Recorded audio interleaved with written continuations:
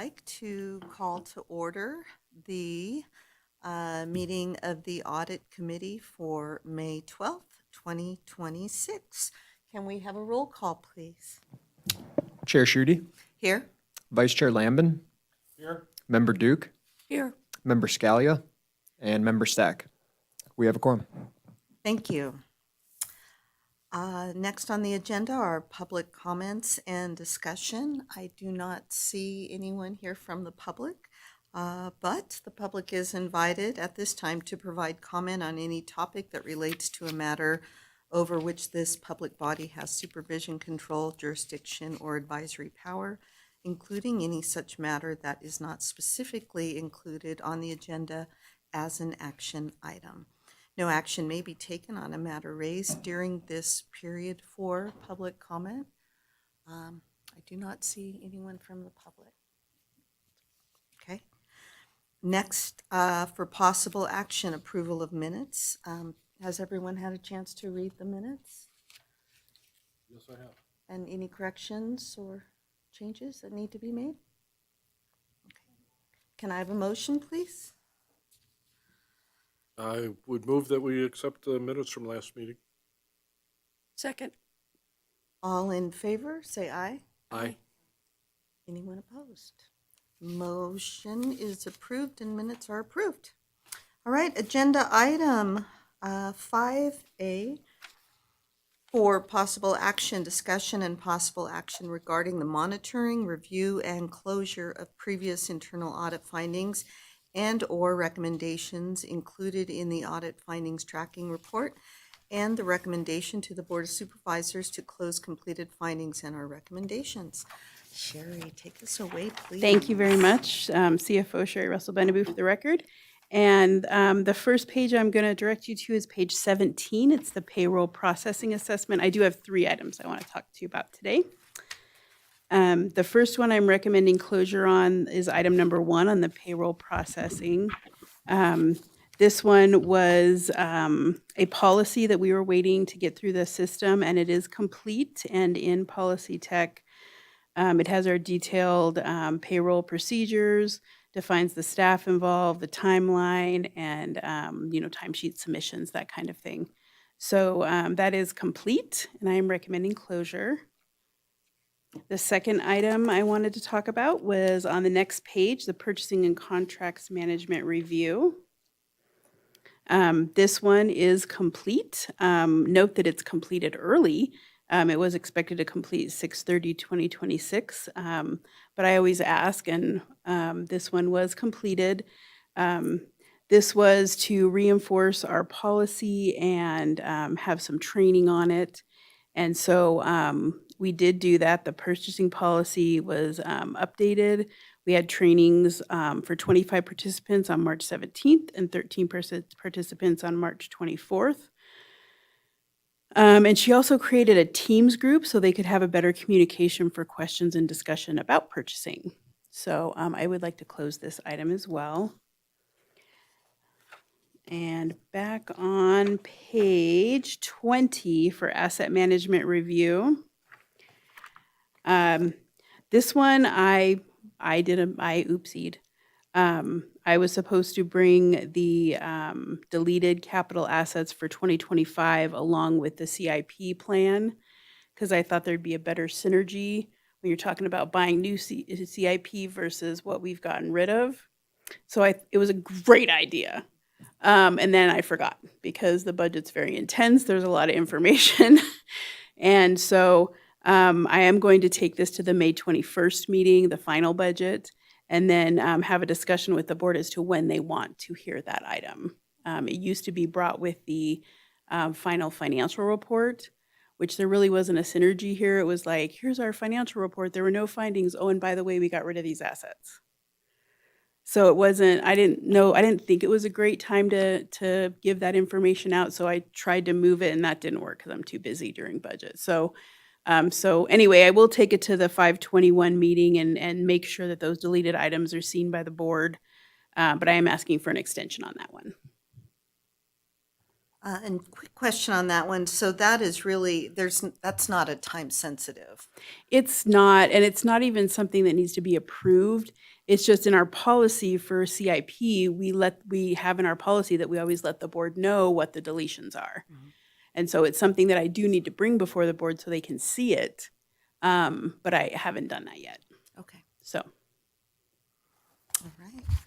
Are there any questions or comments regarding the two items that are before us? Okay. Not on my part. Bonnie, nothing for you. I have just one quick question on the timesheets that were moved to Friday by 5. And I remember that conversation, but I don't remember the why behind moving it to the Friday. it's just to give the staff a little more time to process payroll. It used to be due Monday By at 10, but we have to have it into the bank by Wednesday at 2. Okay, And so we spent most of Monday morning chasing around timesheets that weren't submitted. So we couldn't really start payroll until like noon on Monday. And so it was starting to be where she was working overtime all the time to try to get payroll done. okay. And so the solution to that was to move it back to Friday at 5 so they could spend the first hour Monday morning chasing around There timesheets you and go. then she wouldn't have to work any overtime. And that has been working better? Yes, much better. Yeah. Great, great. Okay. Then if we can have a motion, please. I'll do a motion. Okay, I move to recommend to the Board of Supervisors closing the items discussed based on the correction, excuse me, of findings and recommendations included in the audit findings tracking report. And I would second that motion. all right. All in favor? Aye. All right. That's all of us, so motion carries. All right. Okay, our next item for discussion only, discussion regarding fiscal year 2026 audit work program update and fraud, waste, and abuse hotline activity. Sherry, it's you again. I know. I'm actually going to turn this over to Audrey Donovan, our Audrey. audit manager. Hi, everyone. Audit Committee. Appreciate Hello. being here today with you all. Can you hear me okay? Yes. Yes. Okay, excellent. So the update is going to include fraud, waste, and abuse hotline, which we meticulously monitor that. I was just in there yesterday and Monday. As we get closer to the audit committee date, I want to make sure we're not missing something. Then, because we won't see each other for another month and sometimes 3 months. There is nothing to report at this time that's related to Carson City. So 0 reports on fraud, waste, and abuse. And the second item is the update on the internal audit plan. We have executed or in process of executing the finalizing the risk assessment update and the public guardian engagement, which will be read out to you all next month, the final report for the risk assessment and the public guardian report. Everything else has been delivered, and we have invoiced up to, we have about 20,000 left to invoice. So these last 2 engagements will put us right at the budget. Okay. Any questions or comments for me? I don't have any questions. Going back and listening to previous meetings, and I know Public Guardian has, we've discussed it quite a bit, with new leadership and policies. And so I am happy to see all of this kind of come to fruition and the audit's completed. So thank you for your help with that. Thank you. Okay, then item 5C for discussion only, discussion regarding the proposed internal audit services based on annual risk assessment procedures performed by Eid Bailey for fiscal year 2027. Thank Sherry and you. Audrey. Thank you. So this is our first item. We typically have a discussion in March through May-ish about what items we want to look at in 2027. So this is where you have the chance to throw out concerns you may have. The auditor does a risk assessment to address concerns. And we kind of all come to an idea of what we want to do for 2027 audit plan. And then next meeting, I will bring the final audit plan and the risk assessment, and together we can actually vote on it. But today is just the discussion. So I'll turn it over to Audrey because she did the risk assessment, and you guys can talk and I'll make notes. Thank you. Yes, Hello thank you, Sherry. Yes, hi. I do have Kathy Villamar joining me today. She assisted with the risk assessment update. And we do have 6 topics that we wanted to discuss with you, but I'll turn it over to her and then I'll jump in as we move along. We'd like to make this a collaborative discussion. So any questions, comments you have, and if there's anything that you're seeing that you thought you would be seeing, let's raise that as well. We want to bring anything to the table that you may have from your lens in the community and your lens from these operations. So I'll turn it over to Kathy and then we will open it up to discussion. All right. Thank you, Audrey, and good afternoon, everyone. And thank you for your time today. As mentioned by Audrey and Sherry, we will be briefing the committee next month on the final risk assessment update and results. And as part of that process to finalize the risk assessment and propose internal audit plan, we wanted to take this time to share the potential internal audit topics that we have identified as a result of the risk assessment update. The topics we will discuss today reflect areas where risk, change, or complexity suggest internal audit could add value. And again, this is not a finalized audit plan. We wanted to discuss this today to get a consensus and approval of the audits to be included in the FY27 plan. The feedback we get from you today will help inform how we ultimately refine and prioritize the internal audit plan that accompanies the full risk assessment briefing next month. With that said, I'd like to walk through the proposed internal audit topics at a high level. The topics we're proposing include a cybersecurity penetration testing, a benefits compliance assessment, a fire department overtime assessment, a franchise fee review, a building department review, and finally a human and health services billing process review. And I would like to open it up for discussion. We're of course interested in your input on these topics and whether or not you believe these were in consideration and whether there are topics that you feel should be discussed that have not been listed and you'd like considered in the FY27 plan. So I open it up to the board for your feedback. Thank you. Would anyone like to start, or are there?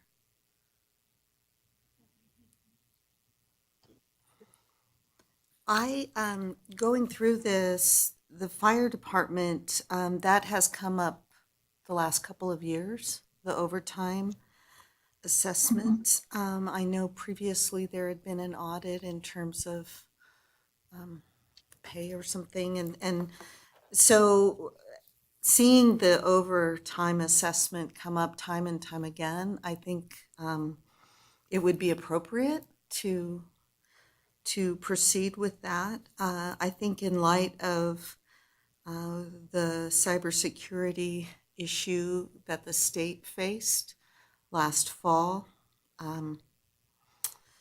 that should be a priority. The building department, for the reasons within the packet, that opportunity to look at things during the stabilization and training, while I think it would be helpful, I also think it is so new that I almost feel that next year would be a more appropriate for the building department review. And so those are my top. So cybersecurity, fire department, and then I'm in support of benefits complaint, franchise fee, and the billing with Health and Human Services. I imagine there are, it is such a highly, so grant-based, many of their services, Medicaid-based, all of that, and that is a bit in flux or potential flux that I think that is also an appropriate assessment. So those are my thoughts. Any other? I can give a little information. Please, thank you. On the fire department, we did it in 2019, so it has been about 7 years. Mhm. And we were looking at overtime primarily, and they didn't have code set up in Telestaff to differentiate why they were using overtime. So at that time, we implemented codes. So it would be a good exercise to go back and see if they're using those codes, what the overtime's for, and kind of maybe benchmark if there's a way to reduce overtime. It also wasn't part of that if like wildland, they were sent out to another fire and then some of the Yes. billing and then, Yes, that's the problem, is some of it is reimbursable and some of it's because of vacations and sick, but a lot of it is because they're going out into other regional areas and doing firefighting, and we get reimbursed for that. So, so backfilling, you know. So yeah, so I think it would be a good exercise to revisit it. And then the cybersecurity penetration, it has been almost 6 years since that last penetration testing we did, and I 100% agree with what happened to the state. It's probably a good idea to revisit that. We did just do the benefits compliance testing with HR in 2019, which again was 6 or 7 years ago. So it's, we could look at that again. That to me is not as critical. We have never reviewed franchise fees, and we've never done a process on the HHS billing either. So both of those areas would be good because we've never done an internal audit on them. so perhaps then the priority, the cybersecurity and fire department, and then followed by franchise fee and billing. And then to wait, I guess depending on how much money and the scope that we're interested in, potentially wait on the benefits and the building department, unless that there's ample funding, which I don't anticipate that. And I know that we are still at the 110,000. And I know that that was a conversation the last couple of years as well. Hopefully, eventually, there'll be funding to increase the money for that, but it is what it is. So, Yeah. Is everyone comfortable with that? I am, actually, the company I work for, we have quarterly meetings, one of which was this morning, and cybersecurity is almost in the forefront of our conversations. I think one of the folks made a comment that the attacks are up almost tenfold. This is a corporation out of Canada, but they're growing their footprint here in the U.S. So I would totally agree with cybersecurity. The other is the HHS billing and process. Is in the news so darn much. We're just now hearing about billions of dollars in Ohio. Is any of that headline stuff, I don't want to pile on, but is any of that related to where, not that we have issues or anything like that, but if it is related, then it would be worth saying that it's worth looking into. Yeah. So I think some of that in the headlines, where PPI is stolen and it costs lots of money, where personal information is stolen, that will be hit with the cyber one. But HHS billing, we outsourced for a little while, and I think we're back insourcing. And so we just want to, review that process and see if if it's best to have it in-house or it's better to outsource. Like I said, we've never done an internal audit on it. So there could be issues, there could not be. You know, I mean, you've seen doctors hauled away in chains for miscoding, you know, Medicare bills. So this stuff is important, and it's, I agree, it's important. So this is an opportunity for that baseline. Yes. And to really see where we're at. Yes, and- see what we're doing, make sure we're coding things correctly, just, And then with the fire department, did that, as you've kind of mentioned it, did it kind of come to a comfortable conclusion that it wasn't, I mean, I've managed my share of people, and, you know, overtime is an easy thing to mismanage, either not pay attention to what you're doing, or it doesn't have to be fraudulent, but it can be just sloppy. But It keeps my understanding and going back, it hasn't, we haven't done this audit since, we did the audit in Or- 2019 for the Correct, fire since station for the 2019. overtime. Mhm. Yeah, so that was pre-COVID, the wildland pre the new firefighters as station, well. pre the wildland firefighters. So all of that stuff is new. We did get the raise grant, which gave us 9 firefighters, and the overtime did decrease for 1 year. It was a 3-year grant. So I just think this is a good opportunity to go in and make sure they're using the coding that was set up for them, so we can see where their overtime's coming from. And then, you know, make decisions based on that. You know, Yeah, if and it how the really is, overtime is because being every used. Is time it- there's a holiday, it's overtime. Mhm. Every time somebody takes a vacation, there's overtime. You know, if it really is that, then maybe, you know, we need to look at hiring some more firefighters to fill that gap, because it'd be better to just pay a regular firefighter than continually paying overtime for everybody. But this would be a good, you know, baseline to Again, tell us where baseline. we are. Right. thank you. You're welcome. Okay. So is that helpful in terms of the direction we want to go in? Or, Thank sorry. you, Audit Committee Chair. This is Audrey. Sorry about Yes, that. we find this very helpful. So if I could reiterate, the primary one would be cyber, followed by fire department, the overtime, franchise fee, and if there's any budget, HHS. Did we need to talk about potentially reordering those based on budget for prioritization of which engagements to be absolutely included on the FY27?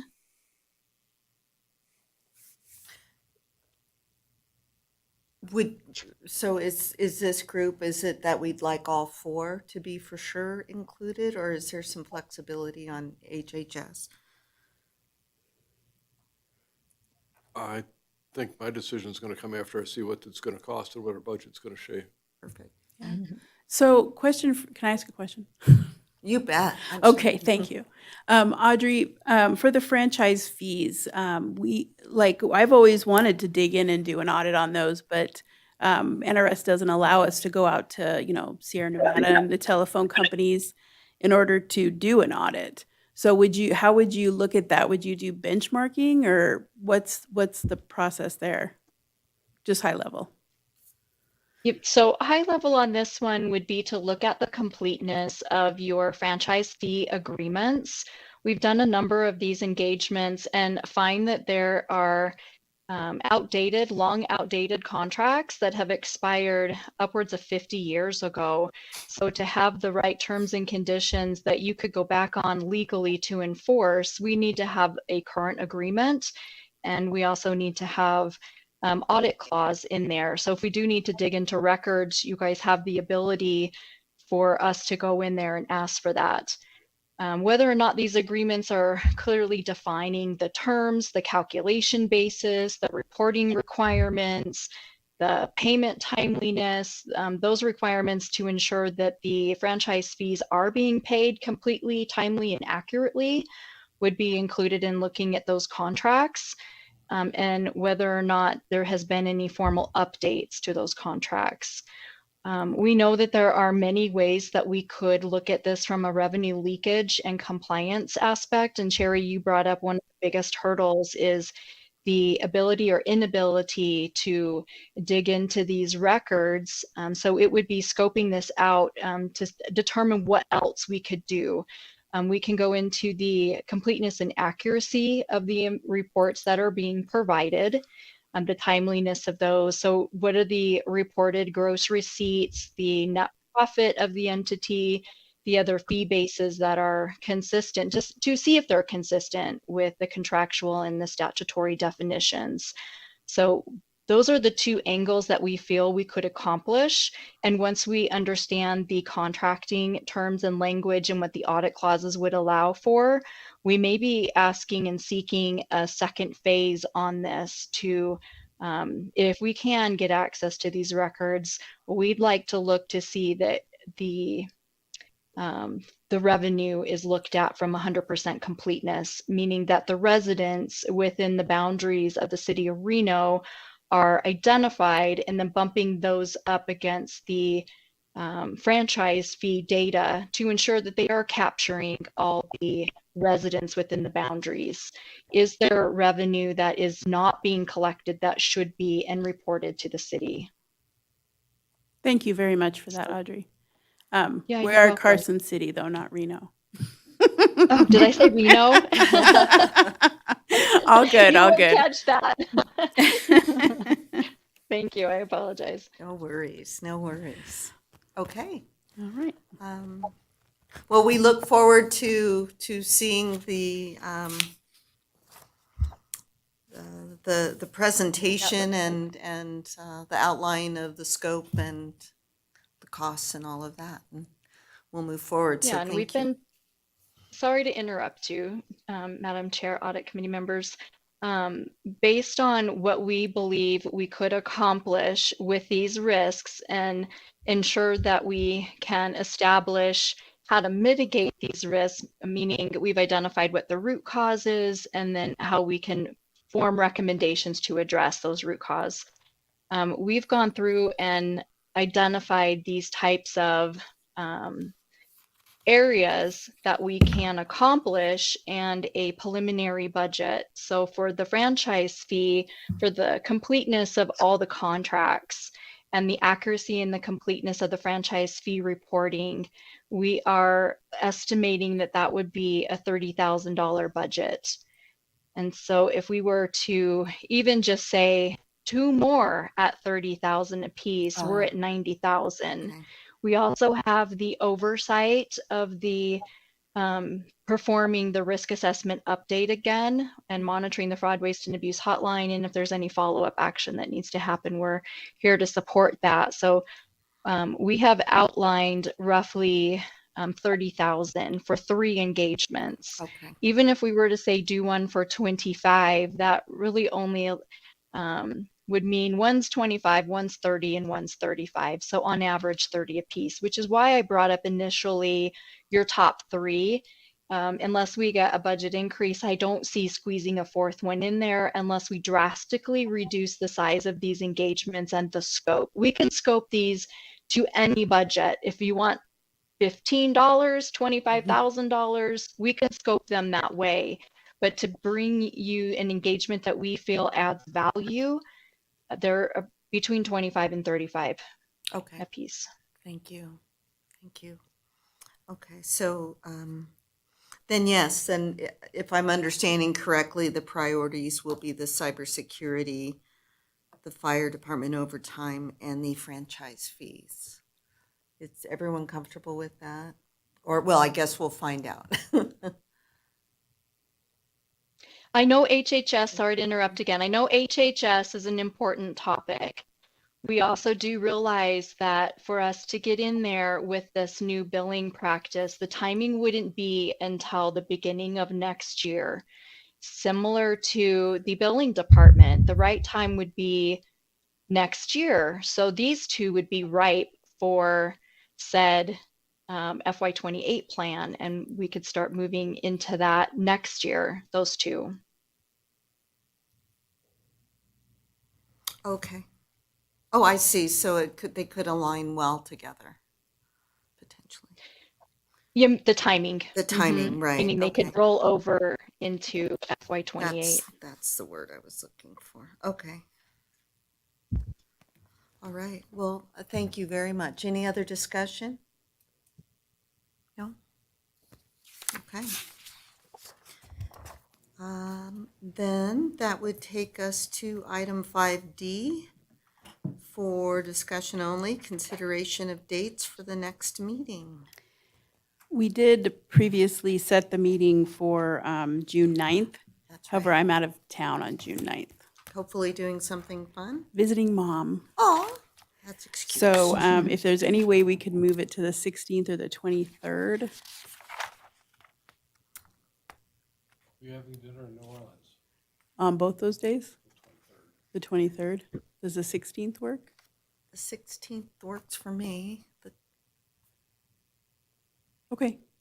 Okay, we'll tentatively set it for the 16th, and we'll send it out to the rest of the committee and see if we can get everybody. New Orleans, that's nice. Well, here the son is finishing his residency. Ah, It's kind of a graduation dinner. that's well deserved. Well deserved. They got some good Cajun spice down there, so, yeah. New Orleans. All right. Okay, then next agenda item 6, public comments. Invited to comment, anyone? Masses of people? Well, then Audrey and Kathy and Christine, thank you so much for the meeting and for bringing what I feel some wonderful suggestions for the internal audit topics. And so appreciate everyone's time. And so I will adjourn this meeting. Thank you, everyone. Thank you. Thank you.